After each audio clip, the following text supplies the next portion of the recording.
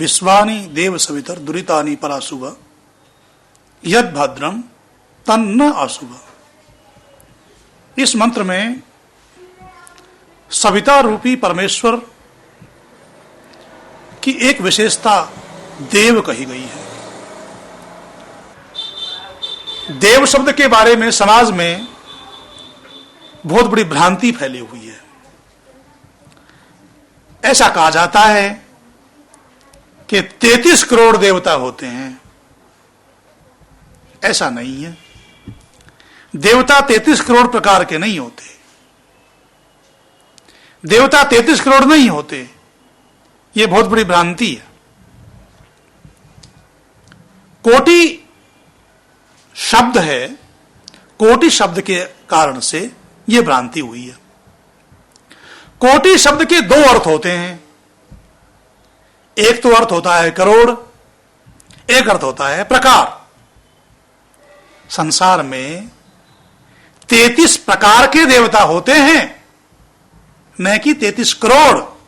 पर क्योंकि संस्कृत में करोड़ को कोटि कहते हैं, तो 33 कोटि कहे जाने से सामान्य लोगों ने, जो संस्कृत नहीं जानते थे, लोक भाषा को ही जानते थे, उन्होंने कोटि का मतलब करोड़ समझ लिया। जबकि 33 प्रकार के देवता होते हैं, 33 तरह के देवता होते हैं, 33 करोड़ नहीं। वैदिक दर्शन कहता है 33 प्रकार के देवता संसार का धारण और प्राणियों का पालन कर रहे हैं।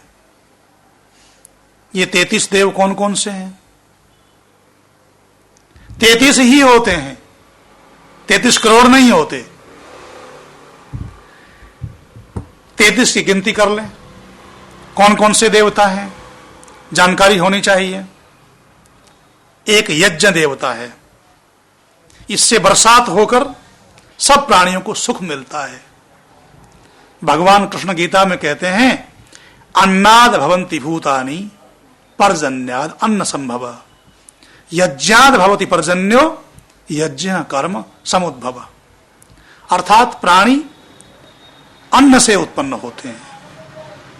अन्न बादल से उत्पन्न होता है और बादल यज्ञ से उत्पन्न होता है। परमेश्वर पिता परमात्मा जो यज्ञ करता है, जो सृष्टि को उत्पन्न करता है, ये एक यज्ञ है। इस यज्ञ के द्वारा ही सृष्टि आगे बढ़ती है। परमेश्वर की व्यवस्था से बरसात होती है, वो यज्ञ है। उस बरसात के द्वारा जीवों का पालन होता है। ये बरसात जो यज्ञ के कारण से होती है, परमेश्वर द्वारा किए जा रहे यज्ञ के द्वारा होती है, जिससे प्राणियों का जीवन और सुख होता है। दूसरा, विद्युत भी देव है, क्योंकि यह ऐश्वर्य का साधन है। इससे शक्ति मिलती है, प्रकाश मिलता है, समृद्धि मिलती है, सुख के साधन प्राप्त होते हैं। विद्युत को इंद्र भी कहते हैं। इंद्र अर्थात जिन साधनों से हम धन कमाते हैं, समृद्धि प्राप्त करते हैं, वो साधन इंद्र। इस हाथ को भी इंद्र कहते हैं, क्योंकि ये हाथ कर्म करने का साधन है। इस हाथ को भी इंद्र कहा जाता है। ये भी एक अर्थ में देवता है। तो एक देवता तो यज्ञ हो गया, एक देवता विद्युत हो गया, और 8 वसु होते हैं जो सबको बसाते हैं। पृथ्वी, जल, अग्नि, वायु, आकाश, चंद्रमा, सूर्य और नक्षत्र, ये 8 वसु हैं। क्योंकि ये समस्त प्राणियों को आश्रय देते हैं, सबके निवास स्थान होते हैं, इसलिए इनको भी देवता कहते हैं। वर्ष के 12 मास होते हैं, इन्हें 12 आदित्य कहते हैं। ये प्राणियों को आयु देने से देव कहलाते हैं। चैत्र, वैशाख, ज्येष्ठ, आषाढ़, श्रावण, भाद्रपद, आश्विन, कार्तिक, मार्गशीर्ष, पोष, माघ और फाल्गुन, ये 12। इन 12 देवताओं को आदित्य कहा जाता है। इन्हीं में 6 ऋतुएं होती हैं। इन ऋतुओं से प्राणियों का पोषण होता है, पालन होता है, इसलिए ये भी देवता कहे जाते हैं। और इस शरीर में 5 प्राण और 5 उपप्राण,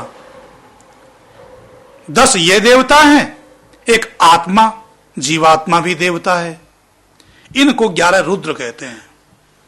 जब 5 प्राण छोड़ देते हैं, 5 उपप्राण छोड़ देते हैं और जीवात्मा भी इस शरीर को छोड़ देता है तो सब लोग रोते हैं। इसलिए इन 11 देवताओं को रुद्र कहा जाता है, क्योंकि ये 11 रुद्र लोगों को रुलाने वाले होते हैं। रुलाने वाले होने से इनको रुद्र कहते हैं। और ये 11 रुद्र शरीर के आधार हैं, शरीर को आश्रय देते हैं, शरीर को बनाए रखते हैं, इसलिए इनको देवता कहते हैं।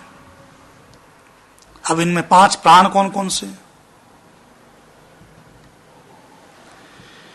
प्राण, उदान, समान, व्यान और अपान। केवल नाम से उल्लेख कर रहा हूं, विस्तार से फिर प्रकाश डालेंगे। 5 उपप्राण कौन से हैं?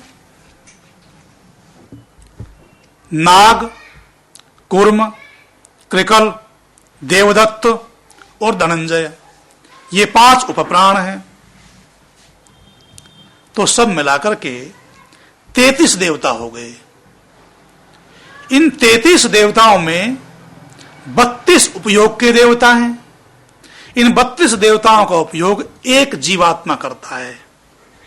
किसके सहयोग से? उस आत्माओं के भी आत्मा परमात्मा की सहायता से।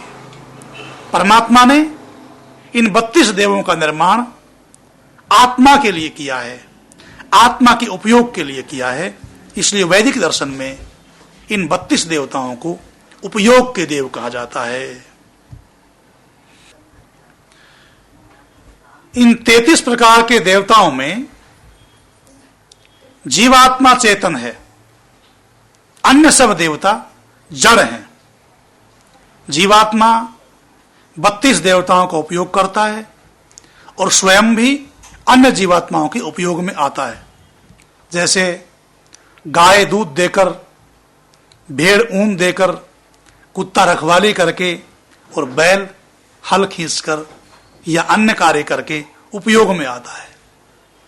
मनुष्य भी कहीं सेवक बनकर, कहीं पाचक बनकर, कहीं सैनिक बनकर, कहीं वैद्य बनकर, कहीं श्रमिक बनकर उपयोग में आता है और कहीं कृषक बनकर, व्यापारी बनकर, स्वामी बनकर, शासक बनकर उपयोग लेता है।